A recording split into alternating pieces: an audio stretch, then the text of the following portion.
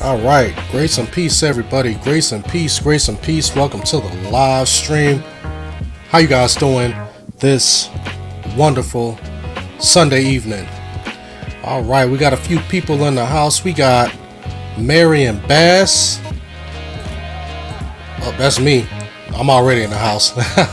We got Regmont Music in the house. We got GCM Gospel Center Ministries in the house. Darnell W, he's up in here. We also got Anthony Schaefer. Let's see who else we got. We got Brother Bill for Speed. You know, you guys go ahead and hit that like button as you guys come in.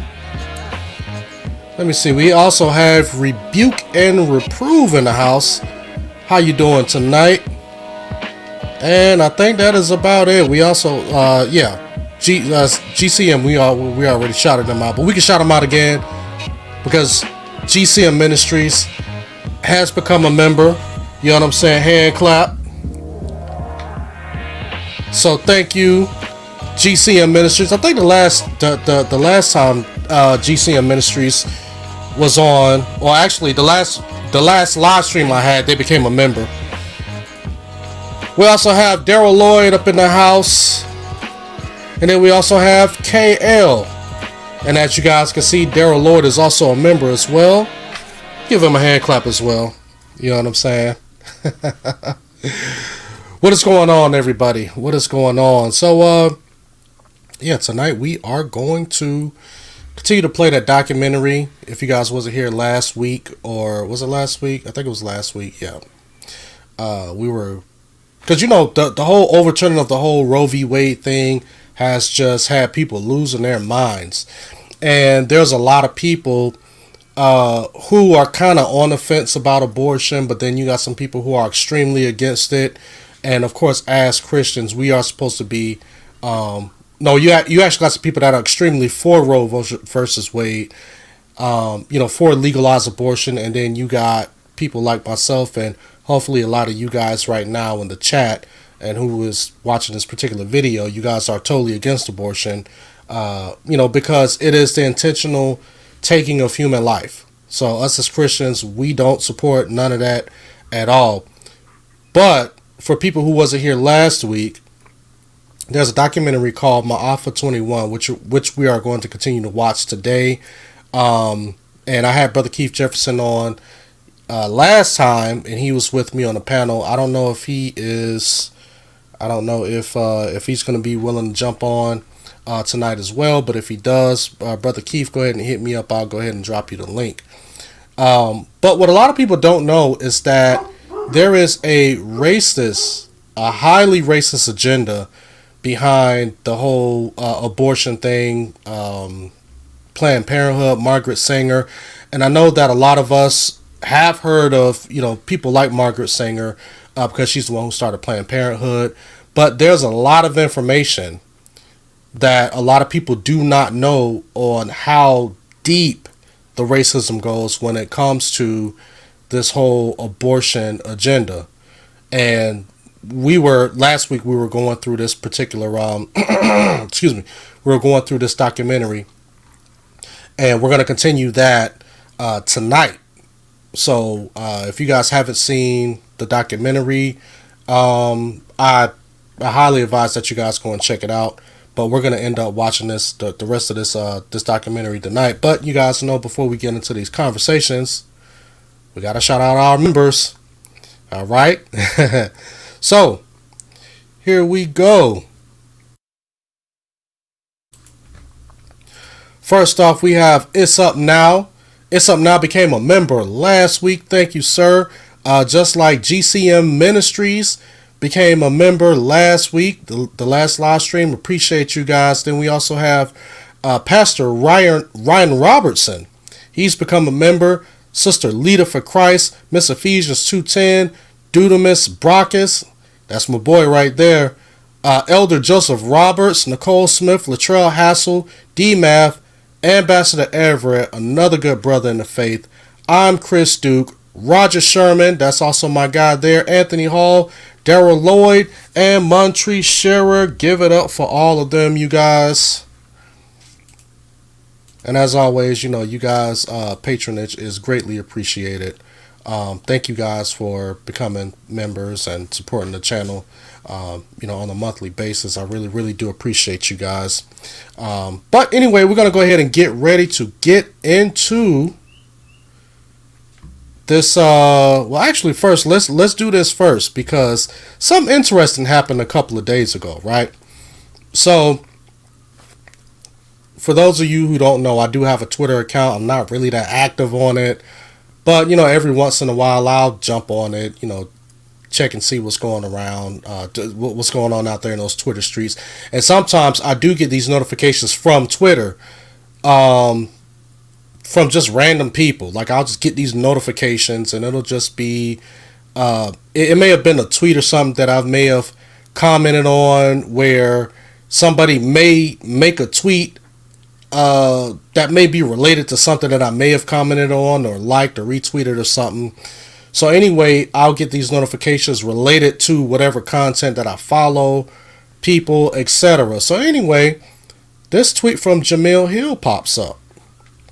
And I actually had Jamil Hill to respond back to little old me. So, you know what I'm saying? And we're going to go ahead and read what Jamil Hill had to say, and actually read what my response was to her tweet and her replies back to me. Toasted Almond Kisses says, just watching the smart Christian of the death of the black church, the black community is turning its back on God. The issue of abortion is a major issue which will determine who is for God or not. Amen, sister. Amen to that. And if you guys haven't watched the last live stream that we did, it's okay. You only missed about 40 minutes of it, but we're gonna go ahead and pick up where we left off. But let's go ahead and read this tweet that I saw from Jamil Hill on Twitter. Hopefully you guys can see that. Let me see if I can blow this up just a little bit so you guys can read that. All right, let's do this. All right. Jamil Hill. Now, for those of you who don't know who Jamil Hill is, right? Hold on, let me go ahead and all right. So, for those who don't know who Jamil Hill is kind of like this super woke lady who used to be on ESPN, and I think she ended up getting fired from ESPN or something like that. That was kind of like a big controversy. I think she said something that was pretty racist and pretty out there, and I guess she was forced to resign or she got fired. I don't know. She may have just quit. I can't remember what actually happened. This was maybe about 2 years ago. But anyway, she's just like this super woke lady. And she's also black, but she's like super woke, and she's always talking about racism and what the white man doing and systemic racism this and black folks that. So anyway, we're going to read this tweet that she put out. This was a few days ago, right? This was June 28th. She writes, I had an abortion when I was 26, and while I disclosed this chapter of my life in my forthcoming memoir, I decided to publicly disclose it now because we need to understand all kinds of women get abortions, and we don't need to justify blank. And you guys could have read that on the screen. All right, so this was my reply to Mrs. Jamil Hill. I said, so I guess we're just going to ignore that abortion started out as eugenics for blacks in this country, but since white liberals are telling us to get them, it makes it okay now. So since white liberals are telling black people to get abortions now, that makes it all okay, because those are the people that we need to be trying to, bow the knee to, right? And I want to see if I can pull up. Actually, I'm going to pull it up in a minute. I'm going to pull it up in a minute. Let's get through this. And then we do have some people who did kind of respond to it. A guy named Terry Blake. And then we have another person who responded to it. But I kind of want to get to Jamil Hill's response Right. Now, she said that this is an accurate depiction of Margaret Sanger, right? And this is supposed to be some quote unquote fact check. Fact check. Planned Parenthood founder Margaret Sanger's 1939 quotes. Now, I'm not going to open this up because for the sake of time, and I really want to kind of get back to the documentary at hand. So I'm not going to pull this up and kind of go through it. But I went through it, and it was just a whole. It's just like whoever put this together, you could tell that it's an agenda going on, because they have writings, clear documents. They got it documented of the things that Margaret Sanger has said concerning black folks. And actually, I think that's going to be where we left off at the last time we did this live stream. In the certain part of the documentary where she was talking about how she was, or how she thinks that the black community or black people's numbers should be reduced because they're incompetent, they're poor, all of the same talking points that we hear nowadays from a lot of these white liberals about, but black women, are really poor, and a lot of them are uneducated, so they're just going to have babies that's going to be poor and uneducated, so therefore you might as well just go ahead and just kill the kids while they're in the womb, right? Very, very sick stuff. All right, so this was my reply to her, and I'm trying to see if I can. Okay, let me see. All right, so I did reply to this one person right here, and I had a couple of more replies. I think this is what, yeah. So Jamil Hill replied to this particular tweet that I did. I was saying that I had went live, and I was talking about. I was basically just kind of trying to direct people to that last live stream that I had on Twitter. Actually, I'm not even sharing the dang screen. Here we go, right here. All right, so let's go back to this. All right. So then she says, enslaved women were operated on without anesthesia as doctors experimented with the female reproductive system. We had zero say in what happened to us, and trying to use Sanger is just intellectually dishonest. Now, first of all, how was me bringing out what Margaret Sanger has said and what her overall goal was concerning Planned Parenthood?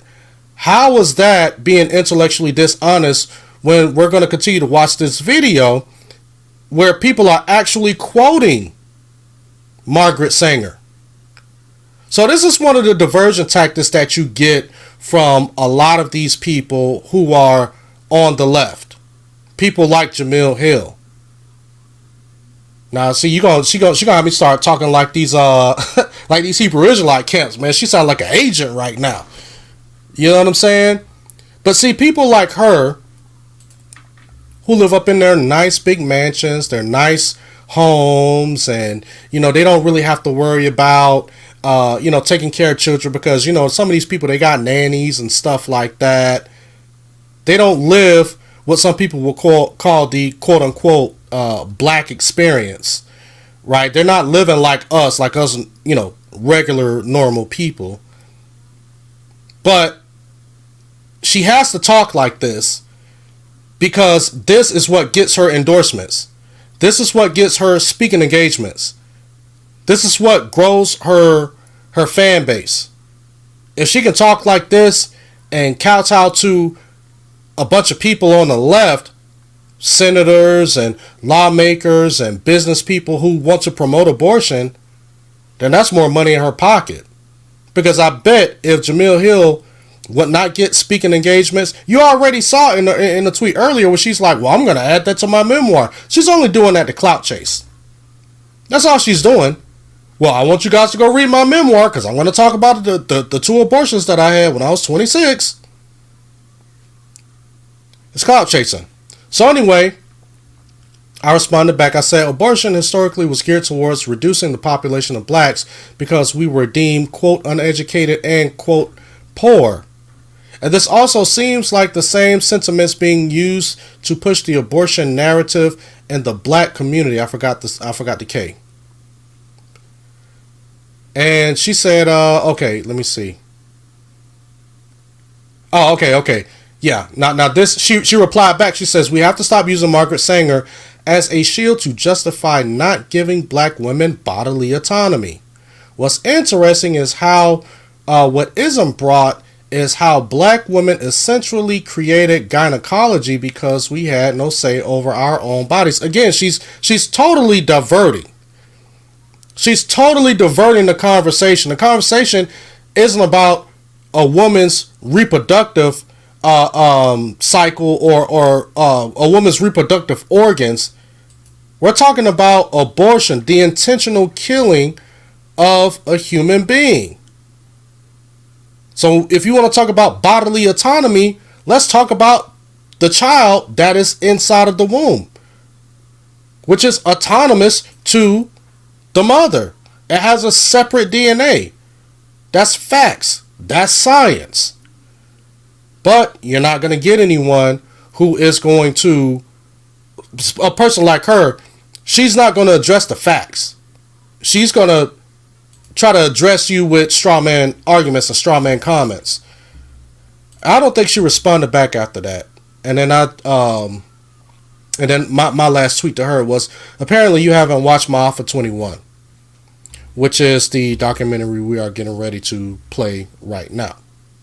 So apparently she hasn't seen this, and if she has, then she herself is being intellectually dishonest, because if she could watch this particular documentary and still walk away with the sentiments that she has, she's either being willfully deceitful or she is actually being dishonest, or she's just totally ignorant. It's one out of the three. She says, Alton Johnson, can you react to a TikTok from a Christian white woman who I saw was trying to use the Book of Numbers? She even said it wasn't out of context either, to try and defend abortion. I don't know. I mean, if I see it, I might try to respond to it. But man, I got so much content and so many things that I do want to respond to that I just can't get around to. But yeah, if I can find that video, I'll take a look at it, and if I think it's something worth responding to, I'll go ahead and I'll respond to it. Big Huda said, I actually got here late. I'm not sure what the documentary is. I haven't played it yet, and I am getting ready to queue it up right now. Let's blow this up. Let's go ahead and share the screen. And this is where we left off last time, guys. And I'm going to let this, I'm going to go ahead and let this play. I'm not going to try to cut in too much because I want you guys to really, really watch this and really, really be edified by the information. And as always, fair use. And you guys type a 1 if you can hear this. The American Eugenics Society, and an outspoken advocate of government-enforced birth control, saying that citizens should be willing to give up their right to breed for the betterment of society. In 1980, he was given Planned Parenthood's highest national award. He and his wife would later kill themselves in a joint suicide pact. There were, of course, some within the eugenics movement who were uncomfortable with the idea of using force, and they would often express their reservations about it in public. But when pressed, virtually none of them would rule it out, including Planned Parenthood founder Margaret Sanger. I consider that the world, and almost our civilization for the next 25 years, is going to depend upon a simple, cheap, safe contraceptive to be used in poverty-stricken slums, jungles, and among the most ignorant people. Even this will not be sufficient, because I believe that now, immediately, there should be national sterilization for certain dysgenic types of our population who are being encouraged to breed and would die out were the government not feeding them. Margaret Sanger, 1950. This was... Alright, so you guys heard that.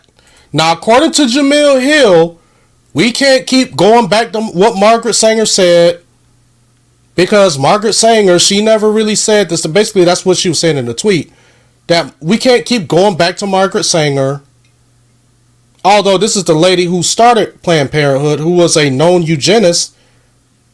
and basically was just berating black people this whole time in what was just read to you, what was read to you from what she apparently wrote or said in 1950. But let's keep it moving. Because remember, Jamil Hill, and this is why I said earlier that Jamil Hill must be willfully deceptive or just totally ignorant. Written by Sanger in a personal letter to Catherine Dexter McCormick. McCormick was an heir to the international harvester fortune and would later use part of her immense wealth to fund the development of the birth control pill. In 1966, an example of the coercive power of state eugenics laws was seen in Maryland when 3 young mothers applied for welfare benefits. All 3 were arrested for child neglect, even though the authorities never claimed to have any evidence of abuse or neglect. Instead, the women were held under a state law which stated that simply being unmarried and pregnant was child neglect.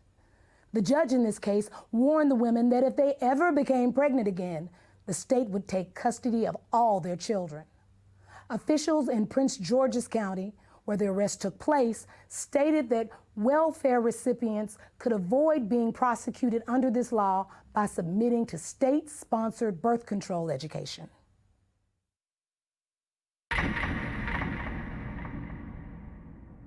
In 1934, Adolf Hitler sent a letter to American eugenicist Leon Whitney, complimenting him for a book he had written on sterilization. Whitney was the former executive secretary of the American Eugenics Society and a colleague of Margaret Sanger's. Sanger also published his writings in the Birth Control Review.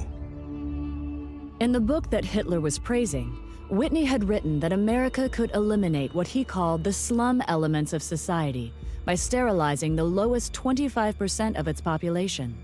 He claimed this was necessary because such people are too stupid to understand or practice even simple methods of contraception. Besides, he said, the country would hardly miss them. One of the people he was talking about was named Elaine Riddick. At the age of 13, I became pregnant. I was raped by a guy that lived across the street from me. He snatched me off the street and molested me and threatened my life and said if I ever told anyone that he would kill me. When they was delivering my son, they sterilized me at the same time. They had approached my grandmother and said that if she wanted to continue to receive supplement, welfare and food stamps, or at this time they was giving out these surplus foods, canned cheese, I think it was, powdered eggs, and said that if she did not sign the X, that they were going to stop her supplements. Mind you, my grandmother was illiterate. She had never, ever gone to school.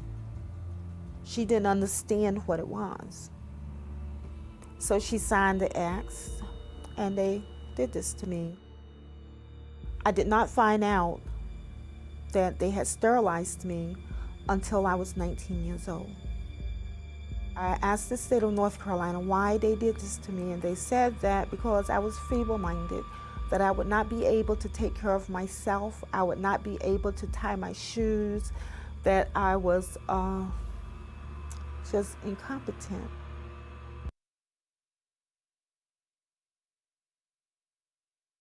All right, man, I want to stop it right there for a minute because, again, this is what we're hearing from a lot of these white liberals, that black women are too poor, uneducated, and they say it in a really, really nice, subtle way. They don't really put it out there. They say it in a really, really nice, subtle way. But they basically say, this is what they basically say about black women. If you really just listen to what they say and if you really understand what they're saying. Now, we ain't talking about, this ain't the 1900s, the 1913s, 1920s. No. This lady looks like that she may be around my mother's age. If that. She looks like she might be a little bit younger than my mom. But this lady looks like she probably was maybe born in the 60s. Maybe in the early, I'll probably say maybe the late 50s, if anything. Late 50s, maybe sometime in the 60s.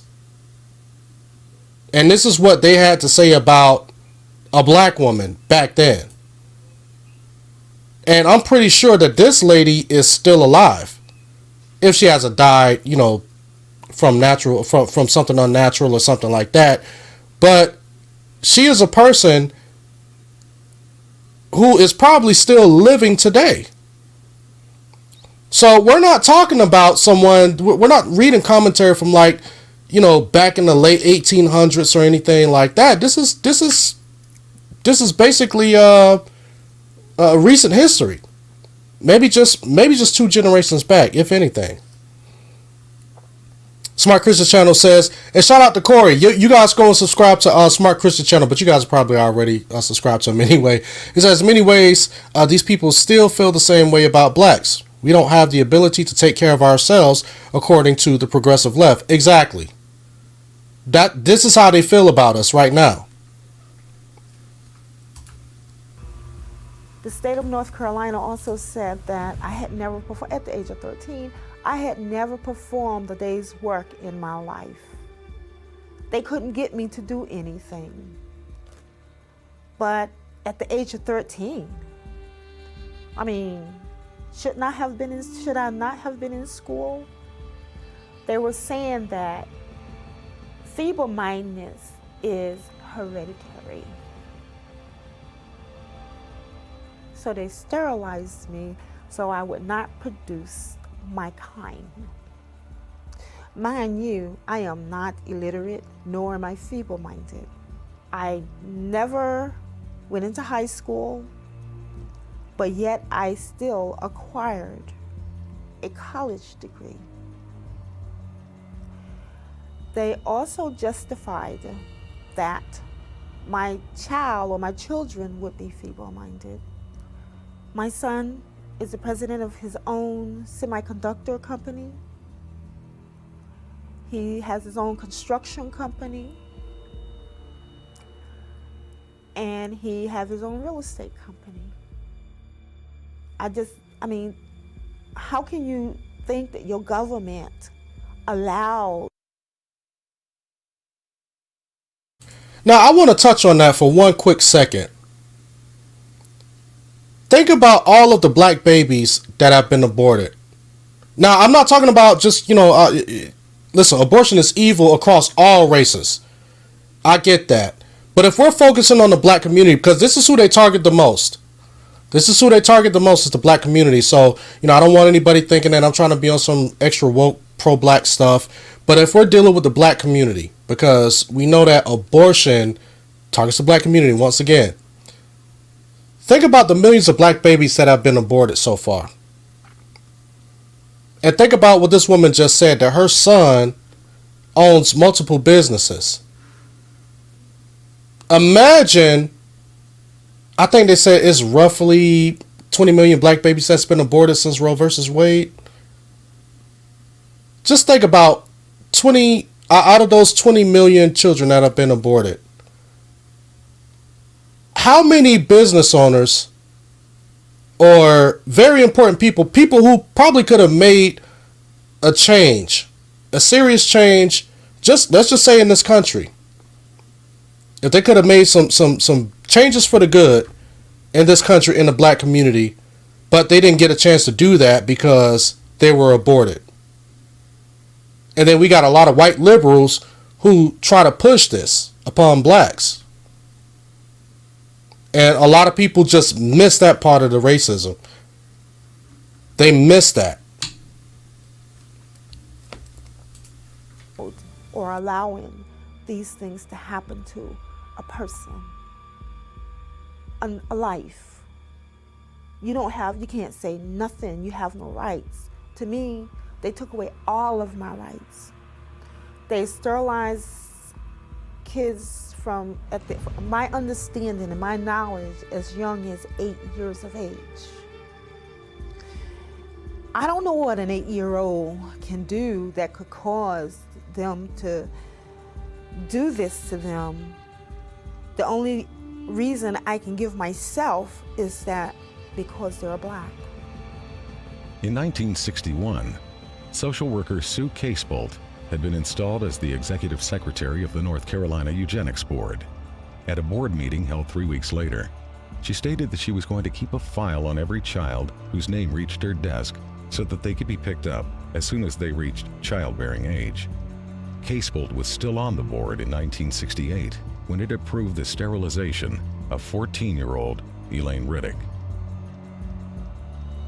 It is better for all the world if instead of waiting to execute degenerate offspring for crime or to let them starve for their imbecility, society can prevent those who are manifestly unfit from continuing their kind. 3 generations of imbeciles are enough. Oliver Wendell Holmes, U.S. Supreme Court Justice, 1927. Holmes made this statement in his ruling on the constitutionality of Virginia's forced sterilization law. It mirrored the views of President Theodore Roosevelt, who had originally appointed Holmes to the Supreme Court. In a 1913 letter to American Eugenics Society founder Charles Davenport, Roosevelt had stated that the country had no business allowing citizens of the wrong type to reproduce. In 1907, Indiana had become the first of more than 30 states to pass sterilization laws, and some of those laws stayed on the books well into the 1970s.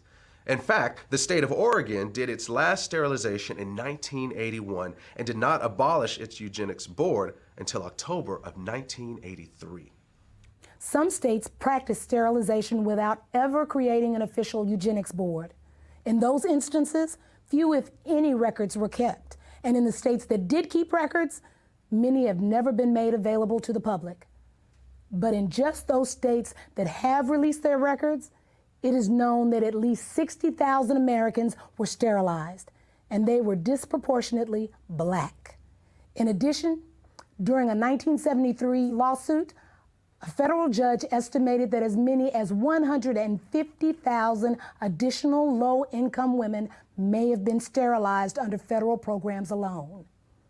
These sterilizations were often performed without the patient's knowledge or consent, and sometimes against their will. It was also common for social workers to tell welfare recipients that they would lose their benefits if they did not agree to be sterilized. In some cases, poor families were even threatened with the loss of welfare unless they brought their children in for sterilization. The result was that some of the people sterilized were as young as 10 years old.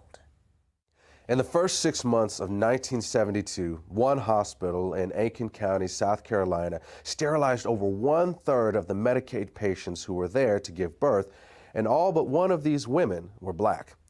One patient said she was told by all 3 of the county's obstetricians that they would not deliver her baby unless she agreed to be sterilized. Her claim was later confirmed by each of the doctors.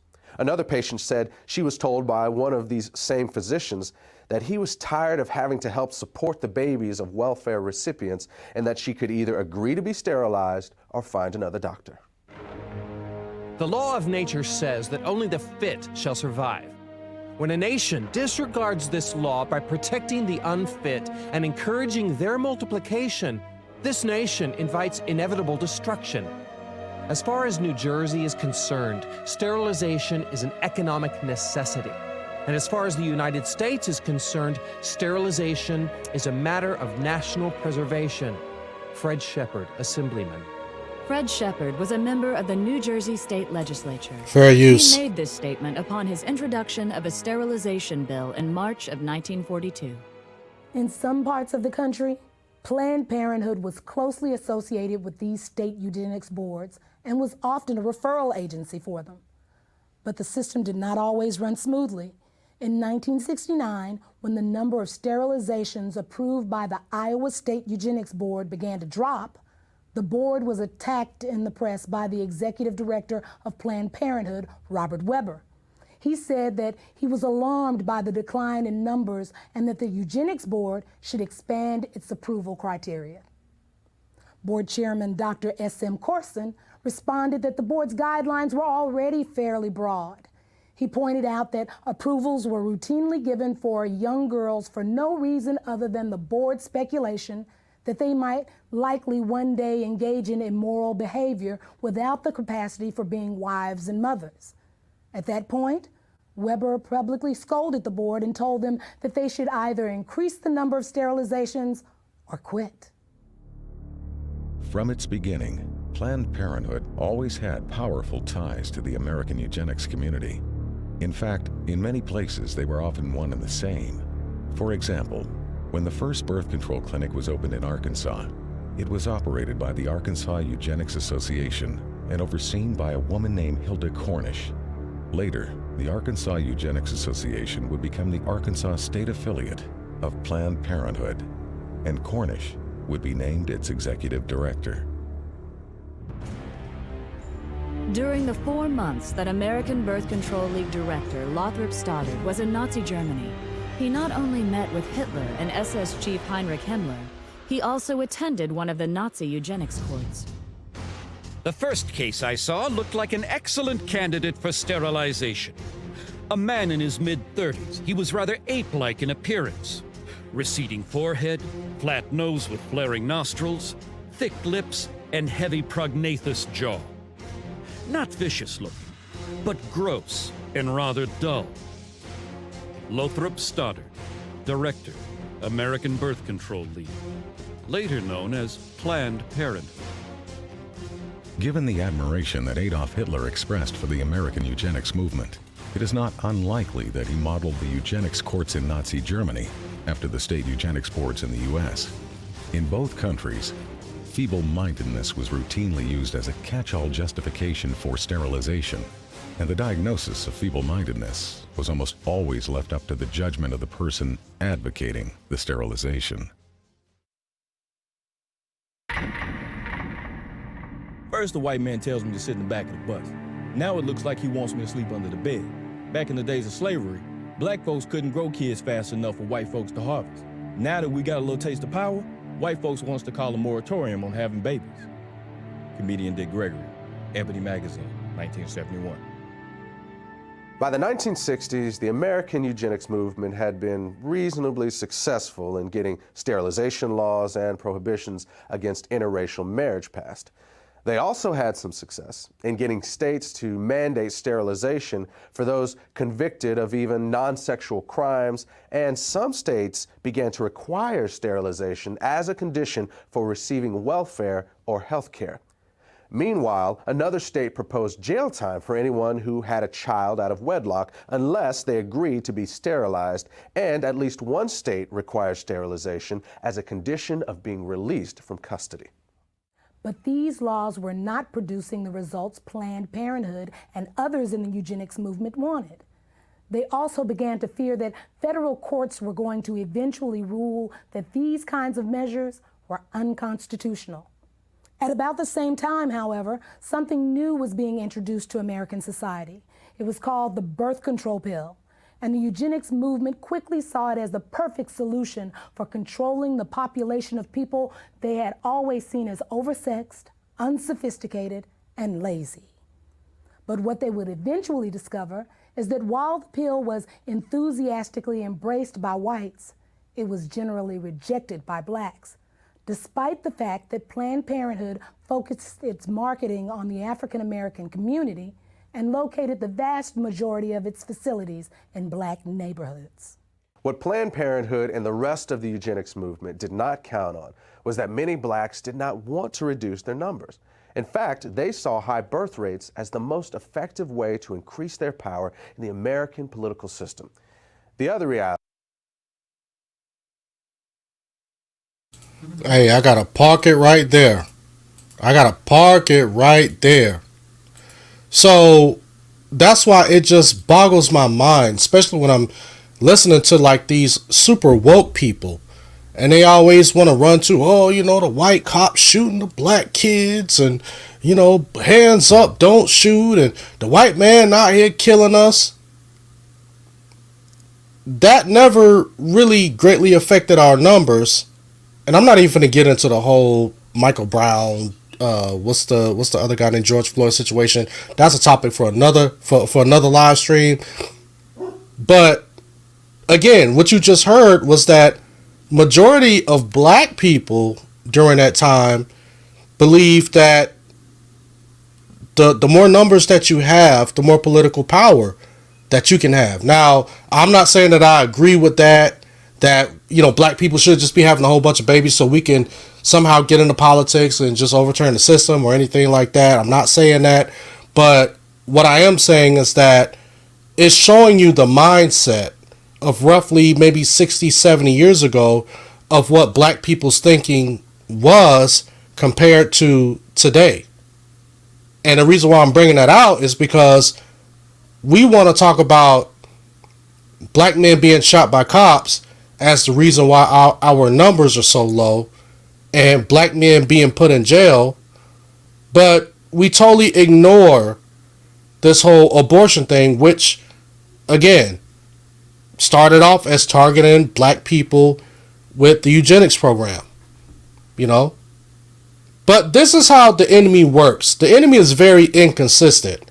So therefore, he'll use people who are inconsistent in their thinking. And just like I was reading the tweets earlier from Jamil Hill. Totally inconsistent way of thinking. Nothing that she replied to with my tweets, none of it made sense. She was just rattling off a whole bunch of just leftist jargon. Really didn't have any answer for it. But this is what happens when you don't have God as your foundation. When you don't have the Word of God as the foundation of how you are to conduct yourself. If you don't really have a love for God and His Word, you're going to be inconsistent. And I mean, it clearly shows. It clearly shows. Was that an increasing number of African Americans were becoming suspicious that a hidden agenda was behind the birth control revolution. Even those who once supported the idea of population control were beginning to sense that it actually meant black population control.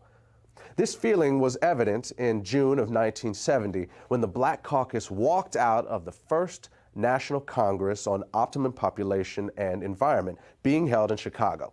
Felton Alexander of the National Urban League and the chairman of the Black Caucus said the action was taken because of clear and unmistakable evidence that the purpose of the conference was to legitimize the extermination of the black population. By this time, many other civil rights advocates were beginning to see the same thing. Contraceptives will become a form of drug warfare against the helpless in this nation. Jesse Jackson, 1971. There is a campaign to bombard the poor with pills and potions. If this movement continues, we soon may be accused of fighting poverty by eliminating the poor and overcoming hunger by removing the hungry. New York Congressman Hugh Carey, 1966. Under the cover of an alleged campaign to alleviate poverty, white supremacist Americans and their dupes are pushing an all-out drive to put rigid birth control measures into every black home. No such drive exists within the white American world. Black Unity Party, 1968. Birth control and sterilization in the wrong hands would be more deadly to Negroes than all the tanks, riot guns, cattle prods, billy clubs, and shackles we have overcome in the past. Dr. Leroy Swift, obstetrician. As it became clear that a growing number of African Americans were connecting the dots between birth control and black genocide, eugenics organizations began calling for the U.S. government to add birth control chemicals to the nation's food and water supply. It was even suggested that this strategy could be specifically targeted at urban neighborhoods. This idea was widely embraced in the eugenics movement and taken seriously enough by the government to be discussed at a 1969 meeting at the United Nations. Under the plan being considered, a couple could apply to the government for permission to have a child, and if approved, they would be given an antidote to the population control chemicals they had ingested in their food and water. Interestingly, The idea that government should have some sort of licensing agreement to regulate who would and would not be allowed to give birth was not a new one. In 1934, Planned Parenthood founder Margaret Sanger had proposed that the U.S. government implement a system in which women would not have the legal right to have a child without a permit from the government, and that these permits would only be good for one baby. But eventually, proposals like forced sterilization, chemicals in the food and water supply, and government control of childbearing were abandoned by most people in the eugenics movement. Despite the fact that many of them openly advocated such ideas, they would come to realize that there was really no practical way to carry them out. But for all their failures, what the eugenics movement had accomplished was to lay the foundation for the next phase of their plan. And this is where they would find the success that they had been chasing for over 100 years.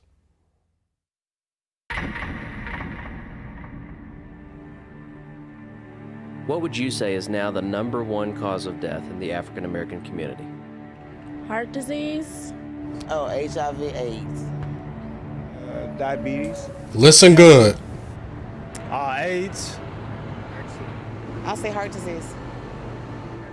AIDS. From what I heard, it's probably AIDS, you know. Probably heart disease. I think heart disease. HIV. No. Gang violence. What if I told you the real answer was abortion?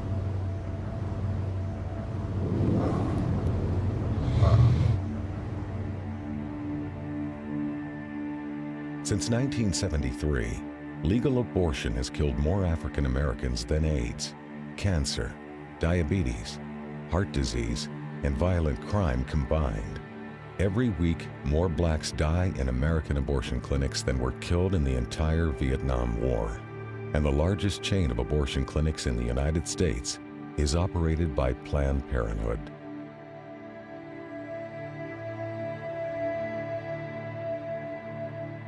We have now reached a point in this country that African American women, though they make up 12% of the population, they account for 37% of the abortions. An African American baby is almost 5 times more likely to be aborted than a white child. The abortion industry at this point kills as many African American people every 4 days as the Klan killed in 150 years. And you can truly say the most dangerous place for an African American to be is in the womb of their African American mother. All across America, you can stand outside of the abortion clinics and see a steady stream of black women coming in and out. But somewhere along the way, we got the idea that this is a white issue or a conservative issue or a Republican issue, and therefore, it's not an issue that we have to be concerned about. This same attitude has allowed Planned Parenthood and other members of the abortion industry to carry out this genocide right under our very noses. Right now, in America, about half of our babies are being killed in the womb. And in certain parts of America, more of our babies are being aborted than are being born. Fair use. When 17,000 aborted babies were found in a dumpster outside of a pathology laboratory in Los Angeles, California, some 12 to 15,000 were observed to be black. Irma Clardy Craven, Chairman, Minneapolis Commission on Human Rights and Secretary of the Urban League. To understand what the agenda was behind the legalization of abortion, all you need to do is look at the statistics from the U.S. government. Studies from the CDC show that prior to the legalization of abortion, approximately 80% of all illegal abortions were done on white women. One study in New York even found that white women had 5 times as many abortions as black women. But at the moment abortion became legal, that began to reverse. And that's why the legalization of abortion was so crucial for the eugenics movement. Legalization created the ability to market abortion in the black community. And from a eugenics standpoint, That changed everything. These people cannot have it both ways. First, they say that birth control will reduce the number of abortions. Then they flood our neighborhoods with birth control clinics. And what's the result? Our abortion rate skyrockets.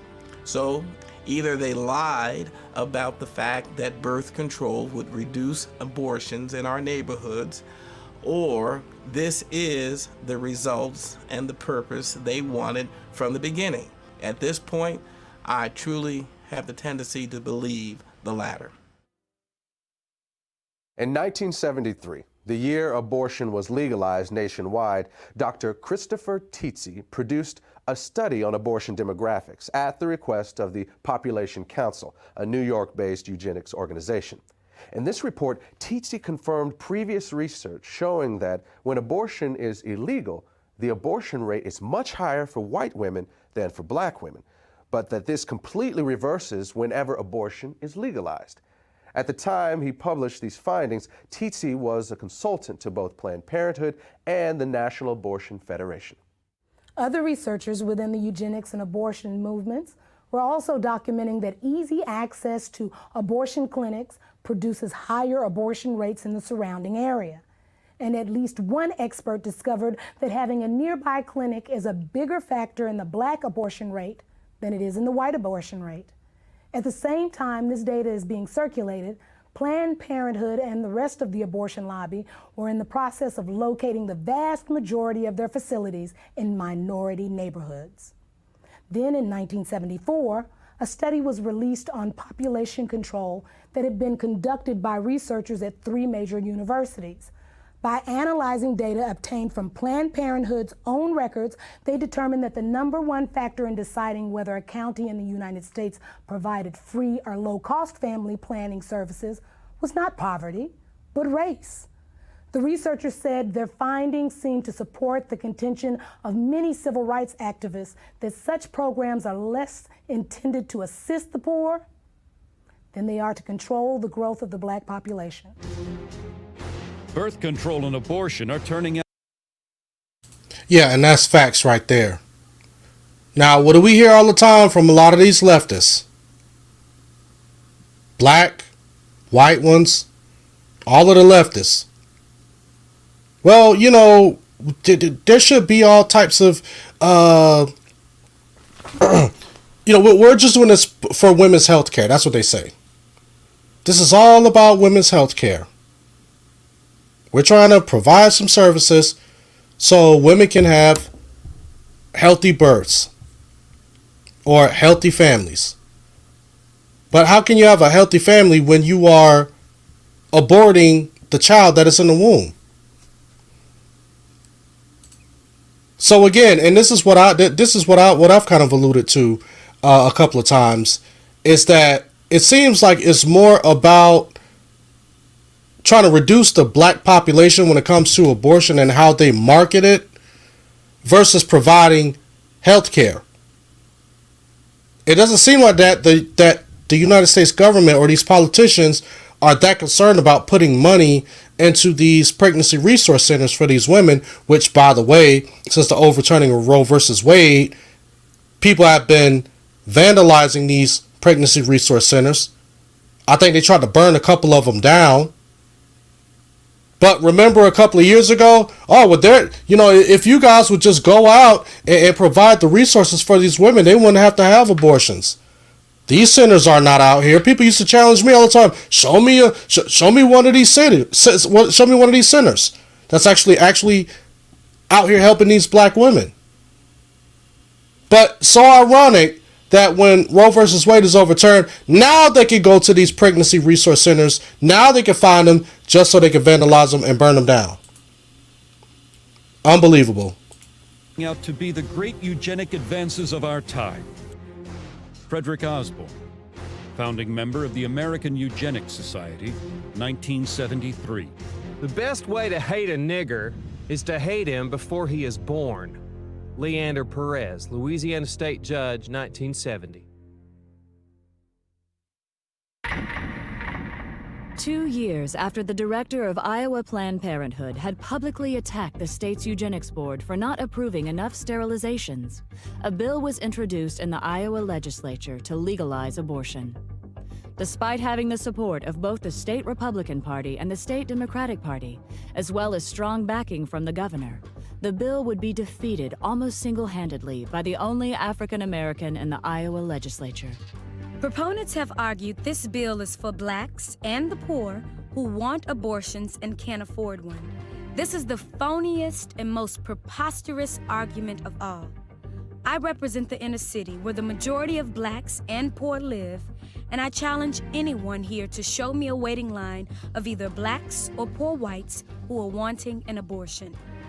Iowa State Representative June Franklin, Democrat, 1971. From the beginning, it was obvious that racism was the driving force behind the eugenics movement. While it was true that from time to time these elitists and social engineers would toss a few lower-class whites in among the feeble-minded and worthless who should be bred out of society, it was also true that they never seemed to include blacks among the best and the brightest who should be bred in. And at the same time, the country was being saturated with calls for population control and family planning. The facilities to carry them out were pouring into the black community. After all, no one was suggesting that there were too many white people in the world. And realities like those did not go unnoticed by early civil rights activists. For them, the reason birth control and abortion were being pushed was not a secret. Those whom we could not get rid of in the rice paddies of Vietnam, we now propose to exterminate if necessary, eliminate if possible, in the OB wards and gynecology clinics of our urban hospitals.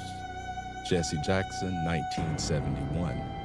Black people are the target of birth control, not because the ruling politicians like them and care about their economic equality, but because they hate them and can no longer use them in plantations and other cheap labor conditions. Muhammad Speaks, the Black Muslim newspaper, 1970. I believe the entire question of abortions is just one more in the continuous series of events to eliminate the black population. Father George Clemens, Jet Magazine, 1973. The abortion law hides behind the guise of helping women, when in reality it will attempt to destroy our people. Brenda Hyson, New York chapter, Black Panther Party, July 1970. The racist tells you to take birth control pills to kill, to murder life that might have existed if you had not. They are planning mass extermination of people they consider dispensable. Van Keys, Oakland chapter, Black Panther Party, 1969. A true revolutionary cares about the people. He cares to the point that he is willing to put his life on the line to help the masses of poor and oppressed people. He would never think of killing his unborn child. Detroit chapter, Black Panther Party, 1970. Who the hell is getting the pill? The Mexican and the Negro. Do you want to wipe us out? Cesar Chavez, 1967. On the day after the assassination of Dr. Martin Luther King, a memorial service was held at Howard University in Washington, D.C. As mourners left the auditorium, they encountered about 600 people attending a rally outside. Several speakers were heard warning the crowd that population control was being used as a weapon of black genocide. Among the speakers who gave this warning was noted civil rights activist Stokely Carmichael.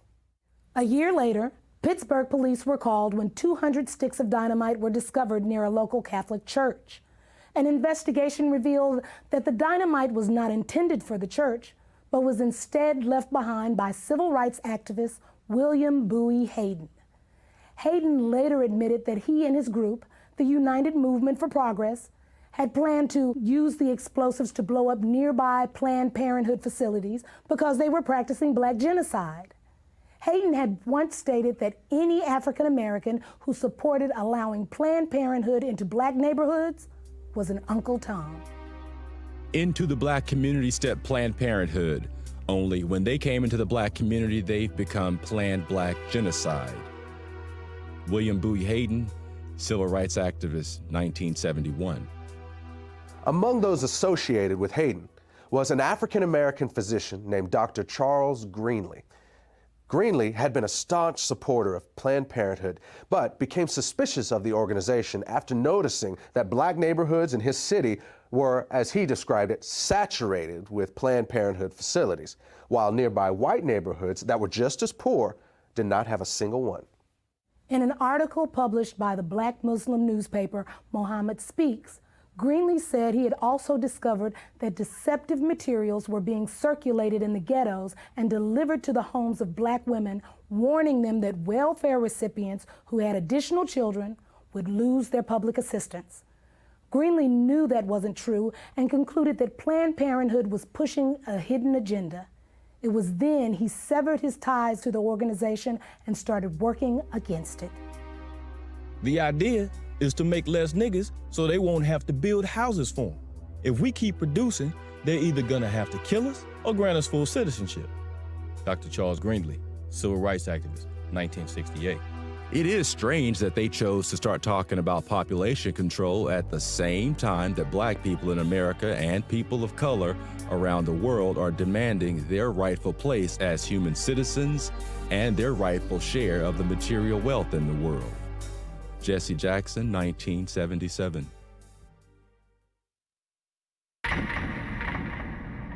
It is interesting how everyone assumes that the pro-life movement in America began in 1973 with Roe versus Wade. But we who were around during the civil rights movement and here we go. 1960s, we know that the first anti-abortion groups were organizations like the Black Panthers, the Nation of Islam, and other community organizations. These folks were speaking out against both birth control and abortion long before the contemporary.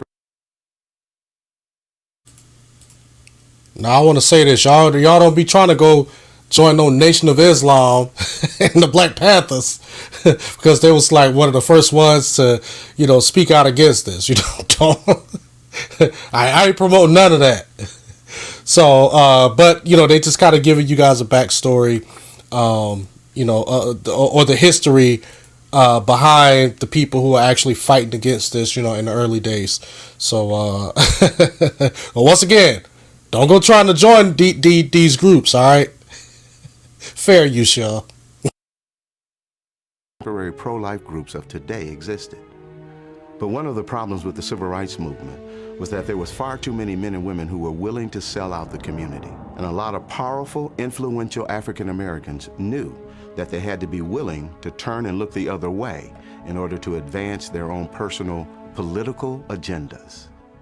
In 1972, those members of the Congressional Black Caucus, such as Charles Diggs, did not trust the abortion industry or those who were espousing population control or family health, and they were suspicious of them. But when the money began to flow, just as it was with Jesse Jackson, when he found out that indeed he could get funding and monies to run for presidents from these people, he flip-flopped in his position.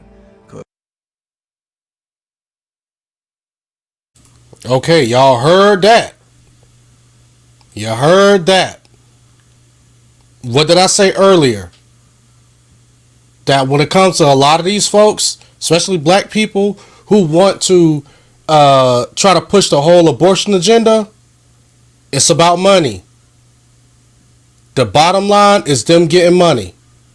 That's why Jesse Jackson flip-flopped on it, because why he wanted to run for president and he wanted to get funding. He wanted to line his pockets. But, again, these are the tactics that Satan uses. He'll use minions like Jesse Jackson to push this evil. But let's continue. Let's continue to hear what is being said here. Because he once said abortion is black genocide. What happens to a mind of a person in the moral fabric of a nation that can abort a baby without a pang of conscience? Where will we be 20 years from today? But when Reverend Jesse Jackson realized he needed money to run for president, all of a sudden the most important civil rights issue is a woman's right to choose. In 1975, Jesse Jackson called for the ban of abortion through a constitutional amendment. And in an interview in Jet magazine, he referred to abortion as genocide. But Jesse Jackson, on the other hand, wanted to become president. And the Democratic Party at that time had sold out completely to Planned Parenthood and the eugenics crowd. And Jesse Jackson went along to get along. And don't ever think that he was the only one. The unfortunate thing we face, whether we're talking about individuals or organization, there's never been a shortage of black leaders who are willing to sell us down the river if it's enough money and political power in it for them. I've been grappling with the fact that the NAACP is in bed with the very organization that has brought black genocide to our community.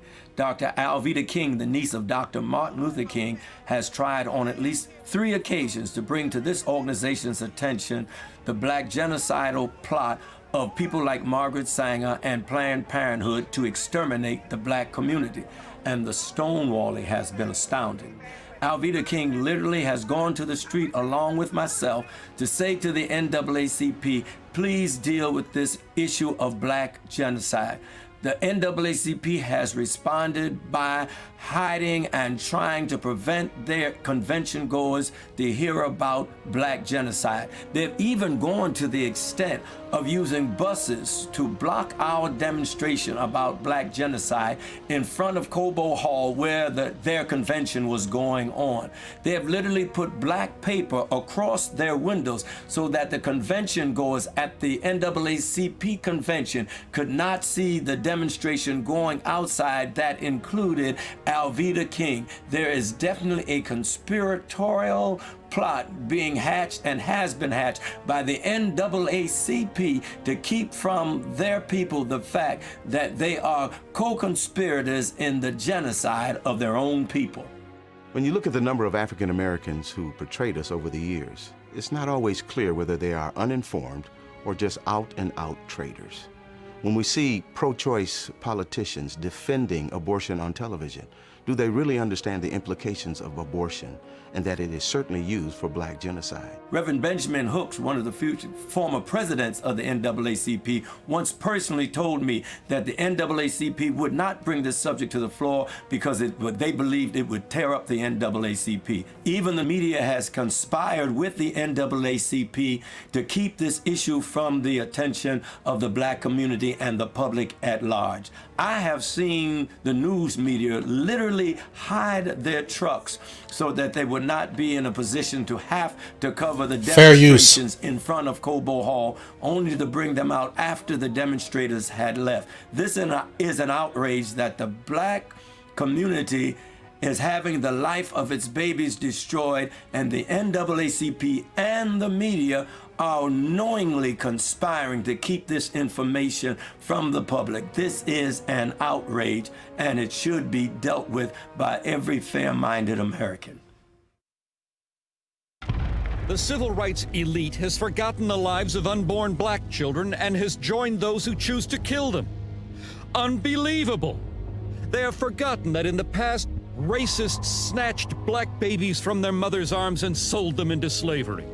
Today they snatch them from their mother's womb and throw them in the garbage.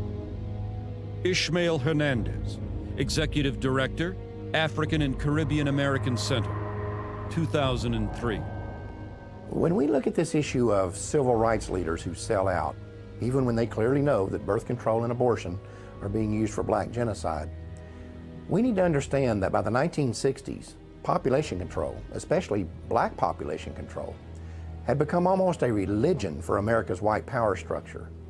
And from the start, they made it clear that if you crossed them, or if you challenged their agenda, they would chop you off at the knees. And that remains true to this day. Whether you're talking about the liberal social engineers who control the Democratic Party, or the wealthy elitists who control the Republican Party, or the media, or the academic community, these people have created a kind of family planning cartel that does not tolerate dissent. And they have always been especially ruthless about this when it comes to African Americans. A perfect example of this was seen in the case of Samuel Yet. Mr. Yet was an award-winning journalist who had earned a master's degree from Indiana University, was a U.S. Air Force veteran of the Korean War, and served as special assistant for civil rights to the director of the U.S. Office of Economic Opportunity. He was also a professor of journalism at Howard University and a columnist for several magazines and newspapers. In 1968, yet had become the first African-American reporter hired by Newsweek magazine, and he quickly became their Washington, D.C. bureau correspondent. Within 3 years later, he wrote a book that exposed high-level plans within the United States to use birth control and abortion as instruments of black genocide. Then immediately after his book was released to the public, Yet was called into his supervisor's office and fired. At that meeting, he was informed that his dismissal had been orchestrated by the Nixon White House. The next year, Yet told the New York Times that pressure had been put on Newsweek to get him out of Washington. Then later, despite the fact that his book was selling well, had received at least 2 national awards, and was being used as a textbook in over 100 colleges, Yet's publisher dropped him and the book went off the market. What's important to recognize about this situation and others like it was that this family planning cartel was sending a message to those who might have influence within the African American community, whether they were politicians or journalists or college professors or civil rights leaders. They were being warned that when it comes to population control, they only had 2 options. They could either get on board with it or they could keep their mouths shut. And when people like Samuel Yet told them what they could do with their 2 options, they paid a price that few others had the character or the courage to pay. The copyright to Samuel Yet's book was eventually given back to him. Then, in 1982, Yet used his own money to republish it. The foreword of that edition was written by a well-known civil rights activist and co-founder of both the Harlem Writers Guild and the National Cultural Committee of the NAACP. His name was John Oliver Killens, and in that foreword, he gave his analysis of the relationship between family planning and the black community. The American ruling class had made a hard decision. Americans of African descent would either accept the miserable lot or die. The venerable Saturday Evening Post issued what might be termed as a white paper in which it warned Black America that they had better understand and accept the fact that absolute freedom and equality were not part of the game plan for them, and that the consequence of non-acceptance would be wholesale genocide. John Oliver Killens, 1982. The minister's work is also important, and also he should be trained, perhaps by the Federation, as to our ideals and the goal that we hope to reach. We do not want word to go out that we want to exterminate the Negro population, and the minister is the man who can straighten out that idea if it ever occurs to any of their more rebellious members. In 1939, Margaret Sanger wrote that in a letter to fellow eugenicist Clarence Gamble regarding the American Birth Control League's Negro Project. Gamble was an heir to the Procter & Gamble fortune and a major financial backer of Sanger's. He also provided funding for other eugenics projects and even gave money directly to the North Carolina Eugenics Board that sterilized Elaine Riddick. In fact, in 1947, he called for the expansion of that state's sterilization program, saying that for every feeble-minded person sterilized, 40 more were polluting and degrading the bloodlines of future generations with their defective genes.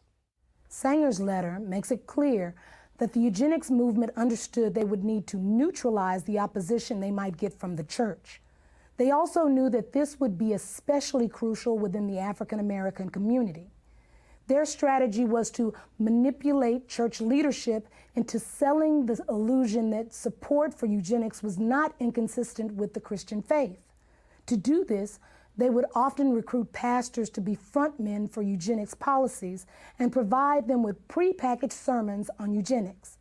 They also held contests in which awards would be given to the ministers who came up with the best pro-eugenics sermons on their own. So effective that an almost identical strategy would be adopted by the American abortion lobby.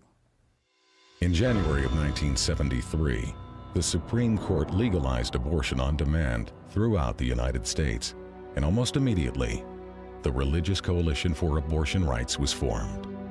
Less than a year earlier, the following conversation had taken place in the Oval Office of the White House. It began on the 30th of March, 1972, and continued 4 days later on the 3rd of April. This is an actual recording of that conversation. The speakers are the President of the United States, Republican Richard Nixon, and members of his senior staff. A majority of people in Colorado voted for abortion. I think a majority of people in Michigan voted for abortion. I think in both cases, well, certainly in Michigan, they will vote for it because they think that what's going to be aborted generally are the little black substates. As I told you, we talked about it earlier, that a hell of a lot of people want to control the Negro bastard. Yeah. Isn't that really true? So we know what we're talking about, population control. Sure. We're talking really, and what John Rockefeller really realizes, look, the people in what we call our class control their populations. Sometimes they'll have a family of 6 or 7 or 8 or 9, but it's exceptional. The people who don't control their families are people in the people that shouldn't have kids. Now that's what the black population in the city of San Francisco has gone from 3,000 right after World War II to where they represent 30% of the population of San Francisco. Yes, sir.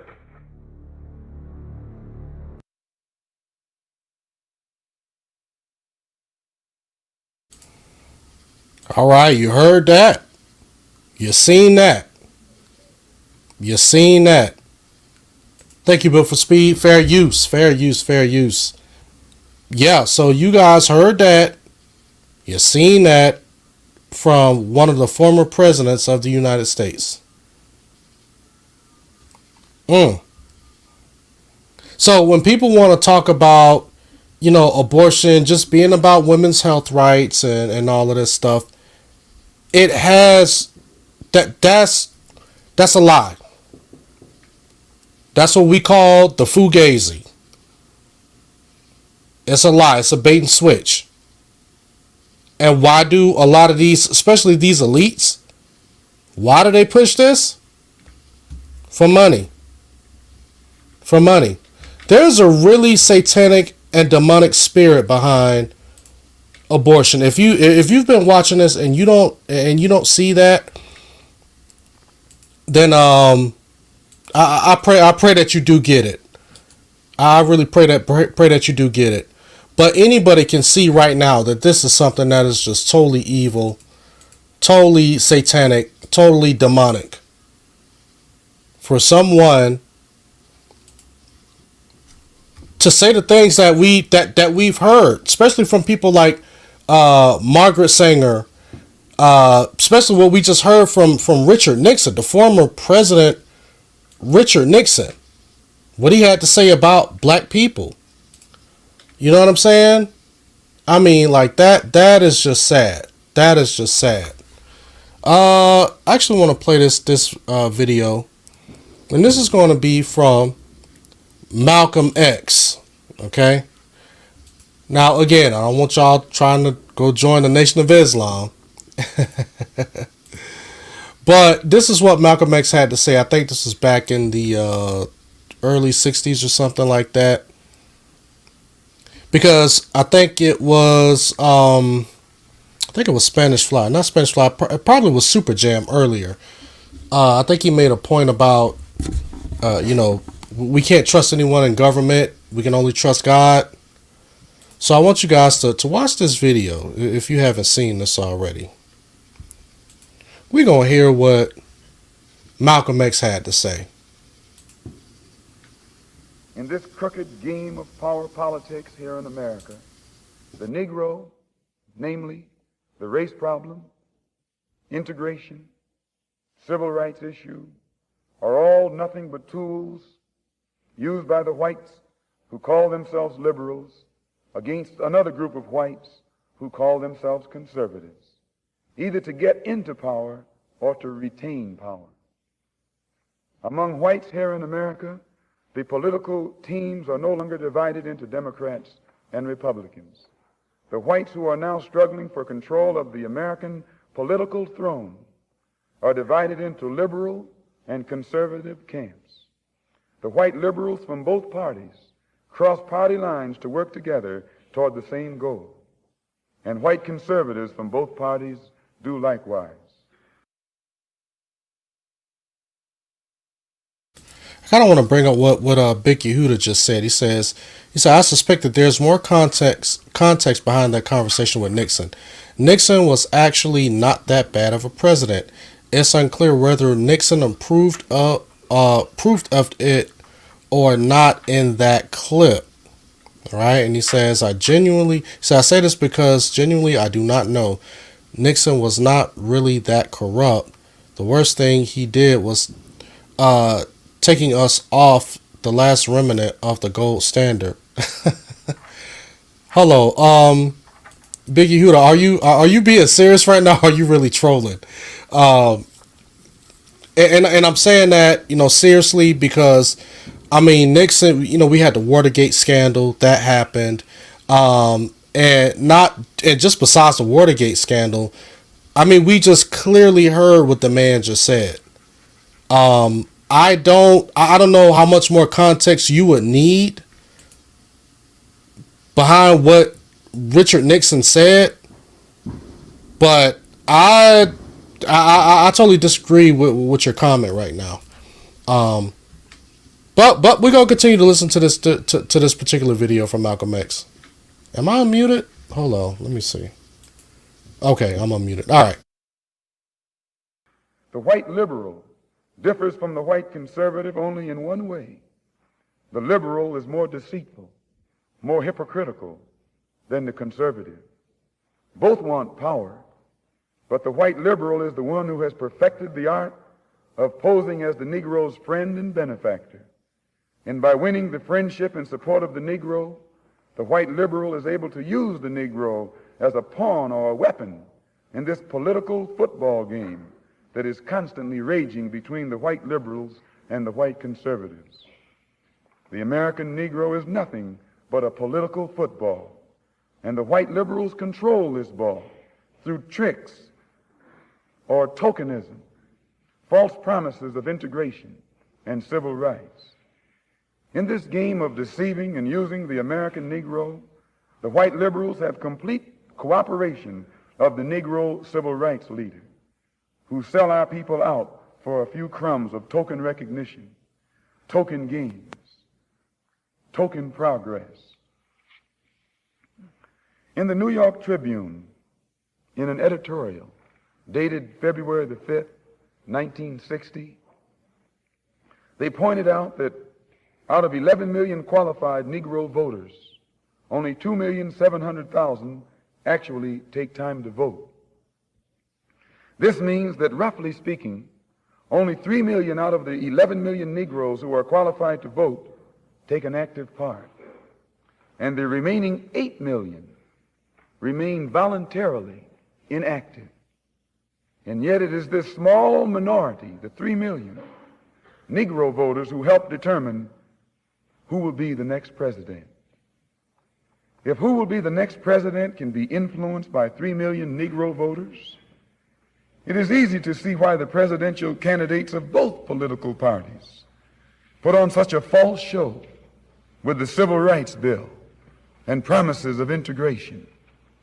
They must impress the 3 million voting Negroes who are the actual integration seekers. And if so much fuss is made over these 3 million integration seekers, what would the presidential candidates have to do to appease the 8 million non-voting Negroes if they ever decided to become politically active? They hold the balance of power. Who are the 8 million non-voting Negroes? What do they want? And why don't they vote?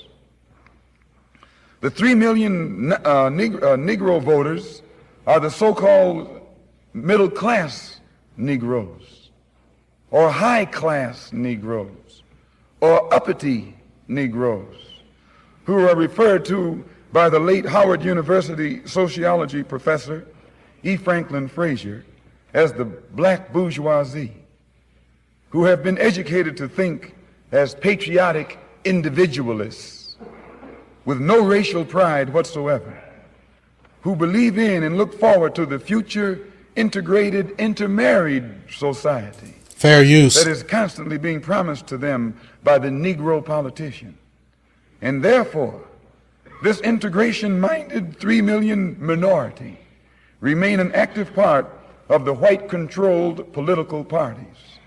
But it must never be overlooked that these 3 million Negro integration seekers are only a small minority of the 11 million qualified Negro voters. The 8 million non-voting Negroes are the majority, the downtrodden black masses. They have refused to vote.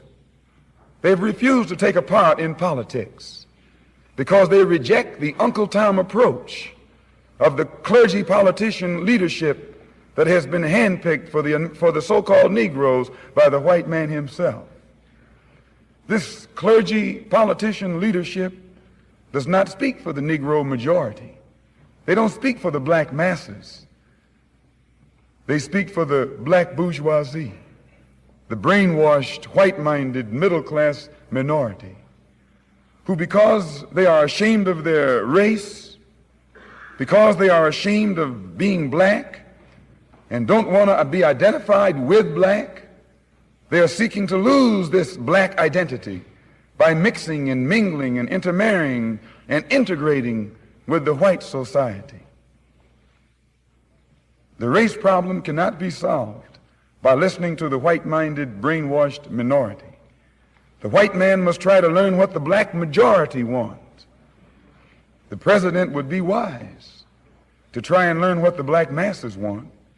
And the only way to find this out is by listening to the man who speaks for the black masses.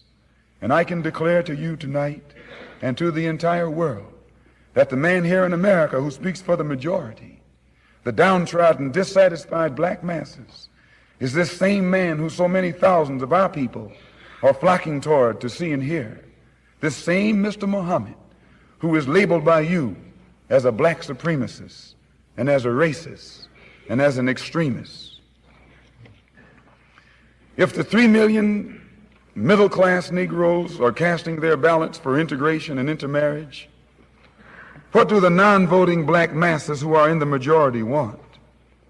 Find out what the black masses want, and then perhaps America's grave race problem can be solved.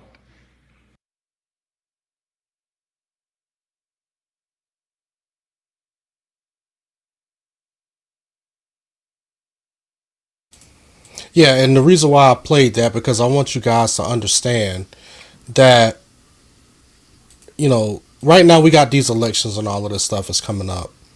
And people are using whatever they can, whatever talking points that they can to try to get people to go out and vote. So, but us as Christians, and I want to talk to us as believers, as the body of Christ, we cannot be swayed by politics and politicians. We are only swayed by the scriptures. What is written in the book, in the Bible. So therefore, you know, you're going to hear all of these talking points, and some of this stuff may sound good. It may tickle your ears. But at the end of the day, what's the foundation for it? Because see, anything that's built or any ideology that is built or promoted without the Bible, without God's word in mind, is going to fail. And it becomes very inconsistent. And I want to read some scripture to you guys. Let me see. Let me see.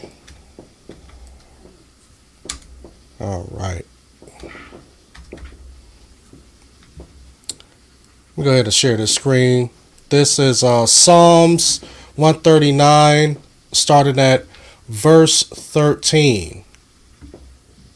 And this is why us as Christians, we hold to the scriptures as our foundation. We don't care about what politicians have to say. We don't care about what other black people have to say. When it comes to the issue of abortion, we have to be able to get back to the scriptures and read what God says. It says, "For you form my inward parts. You knitted me together in my mother's womb.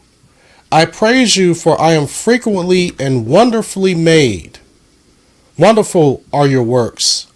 My soul knows it very well. My frame was not hidden from you when I was being made in secret, intricately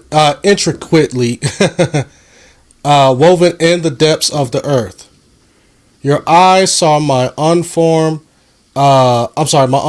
substance. In your book were written, every one of them, the days that were formed for me, when as yet there was none of them. So this is why we have to speak out against abortion. Abortion is not just this whole political thing to where it's conservatives versus Christians, one group of people versus another group. It's like, no, we have to stand firm on the word of God. I don't care about any political affiliation. I don't care about Republicans, Democrats, Independents. I don't care about the American government. I don't care about what any one of them say, because they've all failed us a time or two in this country. And some of them, and if we want to be honest, the American government continues to fail us as Christians. They do a little something here and there, and some things that we can rejoice over, like the overturning of Roe versus Wade. But all Roe versus Wade did was bring the power back to the states. It's no longer at a federal level. So it's basically saying that it's up to each state to determine whether or not they want to restrict abortions or not. That's all that the overturning of Roe versus Wade did. But we still got governors, we still got local lawmakers, and all of these different types of people. There's some people out here saying boldly that if a state does ban abortions or they do restrict it, some of these local lawmakers are saying that, hey, we're not gonna adhere to what the state says. We're still going to continue to do it. We'll just find a little loophole and we'll continue to perform abortions. Because it has nothing to do with politics. It has to do with people being just influenced by Satan. That's what it boils down to.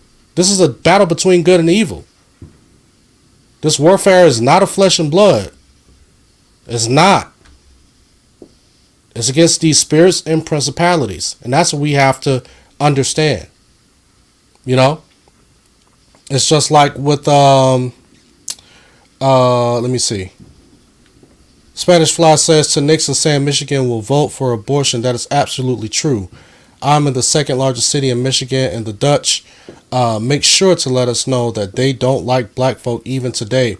Let me see. What did he say? He says, see that part, Brother Alton. When I talk pro-choice, when I talk to pro-choice people, I tell them God knows them from the womb. So abortion is wrong for conception. Amen. Amen. Right? Let me see. Implement the death penalty for it. The moment someone comes back to the state which criminalizes it, it goes to trial. But yeah, and like I said, I'm one of those people that I'm not a respecter of policies and government and all of that type of stuff. It's just like, if a government is not aligned with the word of God, then I'm not, I don't support it. I don't support the government because I'm called to a higher calling. I'm called to spread the gospel. I'm called to be a representative of Christ. And anyone who's willing to waver to the left or to the right because of political power, political influence, or people are trying to get some monetary gain. People trying to be famous. Even folks who don't even want to ruffle feathers. They want to kind of, hide in the shadows and kind of stay away from those conversations. Well, then you can't call yourself a Christian. You can't. There's no way that you can call yourself a Christian. You know what I'm saying? Anybody who sides with anyone who supports abortion and who believes that abortion should be legal on any front, you need to repent. You need to repent. Well, but anyway, guys, I got to get ready to get up out of here. It is getting kind of late, you know. And I do appreciate you guys showing up to the live stream. I really do. And I wanted to go ahead and stop the video there because, like I said, that video is about 2 hours long. And let me see how far did we get. Let me see how far did we get in this video. Oh wait, I ended up. Let me go back. In 1966. Uh-oh. I'm gonna have to check it out because it looks like that. Hold on, let me see something.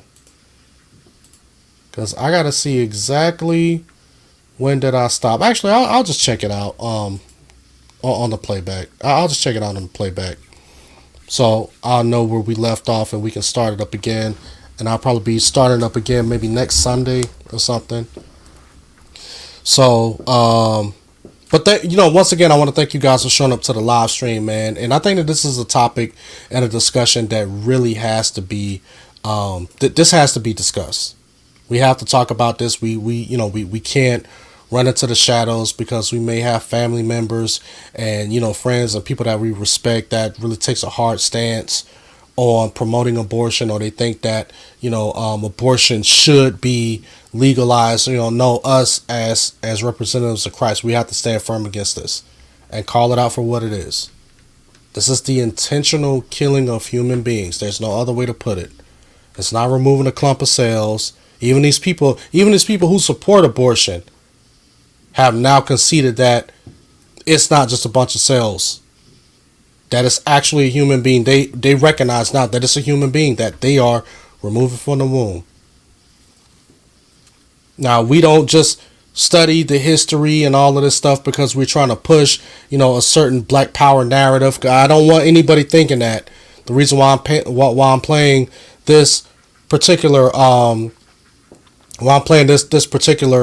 documentary is that I'm trying to promote blackness, or us as black people, we need to preserve our numbers. No, I'm showing you how the enemy works. Because see, they'll start out with abortion and they'll guinea pig the black community, which they've done.